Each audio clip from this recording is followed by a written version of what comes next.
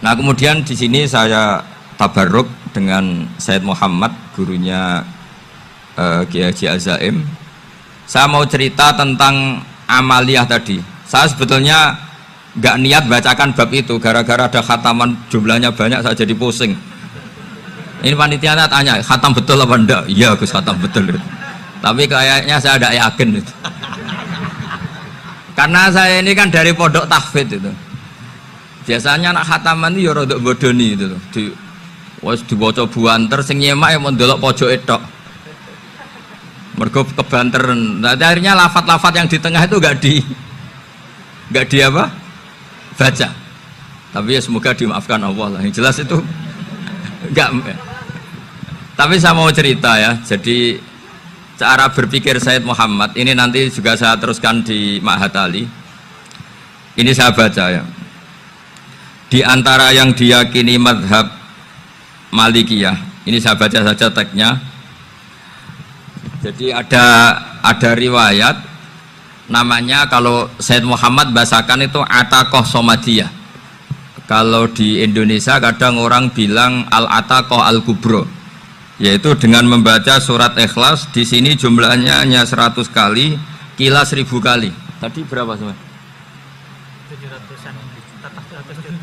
700 juta ini sudah susuk banyak ini. Di sini hanya 40, riwayat lagi 100, 1000. Terus sampai tadi berapa? 800 juta. Wah ini sudah susuk ini. Itu anak cucu sampean pasti masuk surga itu kalau gitu.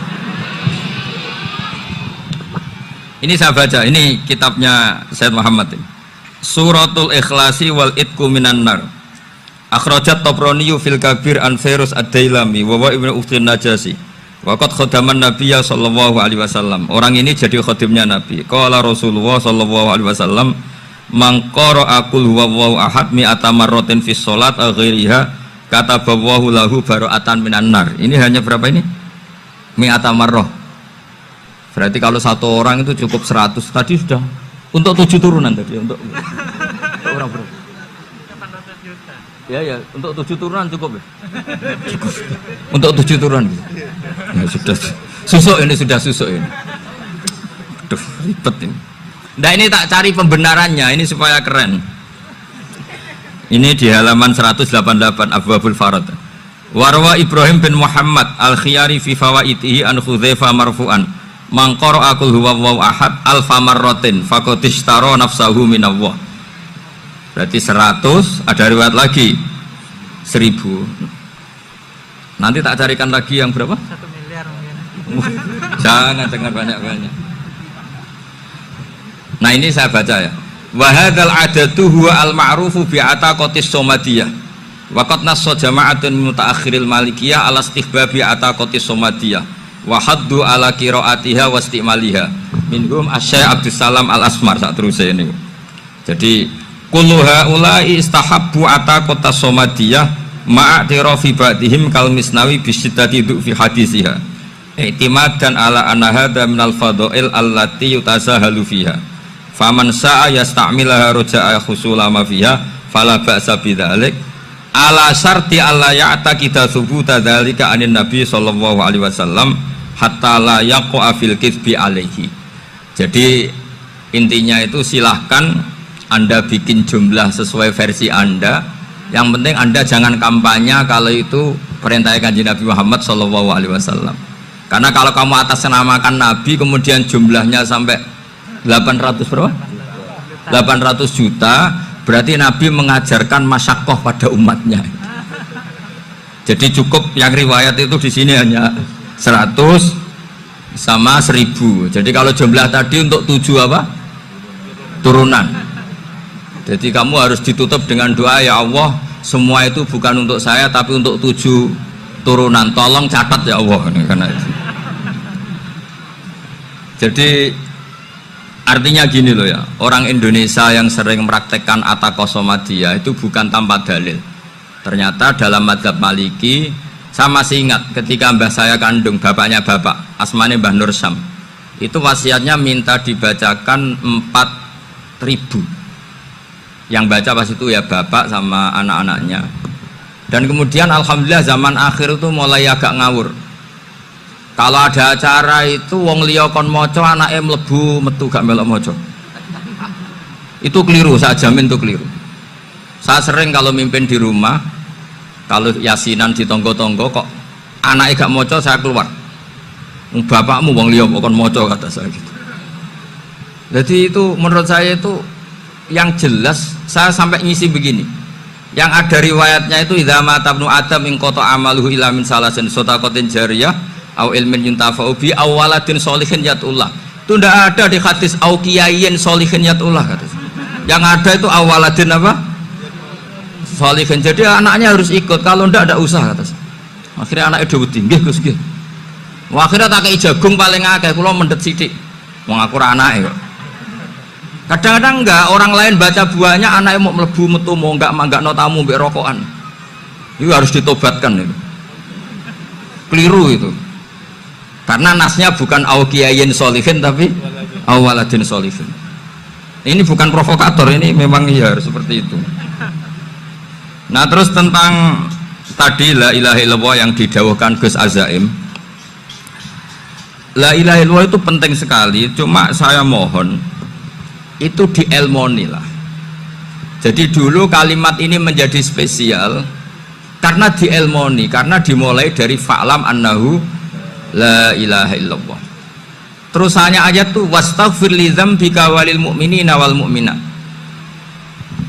Saya ulang lagi ya. Terusannya ayat tuh wastaghfir li dzambika walil mu'minina wal mu'minat. Makanya menurut mazhab Sadili, kamu disuruh baca la ilaha illallah dulu, jangan istighfar dulu. Saya ulang lagi ya. Dalam mazhab Sadiliyah itu la ilaha illallah dulu, nggak boleh istighfar dulu. Alasannya masuk akal. Orang yang kafir 70 tahun itu sekali baca la ilaha illallah itu langsung yughfar lahum ma qad salaf. Sehingga la ilaha illallah sendiri sudah punya kekuatan supaya dosa kita diampuni. Qul lil ladzina kafaru iyantahu yughfar lahum ma qad salaf. Cara menghentikan kekafiran gimana? Dia melafadzkan la ilaha illallah. Ini kalimat yang begitu saktinya sampai orang yang kafir puluhan tahun itu dosanya semuanya terhapus hanya karena melafadzkan la ilaha illallah. Nah, makanya kata Abdul Hasan As-Sadili wastaghfir li dzambika ay bihadil kalimah. Seseorang sah diistighfar itu kalau melafadzkan la ilaha illallah. Misalnya ada orang kafir mati kafir, sah nggak anak cucunya mengistighfari dia? Tidak sah karena belum melafadzkan la ilaha illallah. Makanya kata Abdul Hasan As-Sadili wastaghfir li dzambika ay bihadil kalimah. Sehingga lafadz ini spesial betul. Tapi kadang-kadang beberapa mursyid cara berpikir lain. Ini kalimat thayyibah harus dibaca orang suci, sehingga mendahulukan apa? Istighfar. Untuk supaya pas ngelafatkan kalimat thayyibah sudah dalam keadaan apa? Suci. Itu juga masuk akal. Tapi secara meyakinkan saya sendiri lebih mengikuti manhajnya Abdul Hasan As-Sadili karena alasannya tadi, yang kafir puluhan tahun saja langsung luntur dosanya karena melafatkan la ilaha illallah. Artinya la ilaha illallah sendiri sudah bagian dari istighfar. Nah, ya tadi buktinya fa'lam annahu la ilaha illallah terus wastaghfir li dzambika walil mu'minina. Jadi orang sah diistighfari itu setelah dipastikan sah tauhidnya. Jadi setelah tauhidnya sah yaitu la ilaha illallah baru sah apa? Diistighfari. Sehingga orang kafir, saya ulang lagi, orang kafir yang mati kafir anak cucunya tidak boleh apa? Tidak boleh menistighfari. Terus saran saya kedua, la ilaha illallah itu filosofinya itu nafyun li uluhiyati ghairillah wa isbatun li uluhiyatillah wahda. Filosofi la ilaha illallah itu gimana? Menafikan semua selain Allah itu tidak Tuhan dan hanya menuhankan Allah semata. Nah itu caranya gimana? Caranya kita harus terbiasa. Ini karena tadi saya dibilangin panitia ini rata-rata mustameknya atau mustamiatnya ini santri. Caranya gimana? Dilatih pakai logika. Saya berkali-kali cerita kalau ngaji, saya sekaligus kampanye. Allah itu Tuhan yang begitu fair. Untuk menjadi Tuhan Allah mempersilahkan, ada kualifikasi Tuhan. Jadi boleh dikompetisikan, itu boleh kata Allah. Nggak apa-apa kamu ngaku Tuhan gitu kata Allah. Tapi nak ngaku pangeran itu paling enggak ya direputasi lah. Ada verifikasinya. Dimulai dari apa? Ya kalau jadi Tuhan itu setidaknya bikin langit bumi lah. Aturannya gitu. Jadi kalau daftar bupati ya daftarlah ke KPU. Masa tahu-tahu jadi apa? Tuhan kemudian tidak punya prestasi bikin langit bumi. Sehingga Allah itu cara ngendikan itu ya fair. Qul ara'aitum ma tad'una min dunillah aruni madza khalaqu minal ardi am lahum syirkun fis samawat.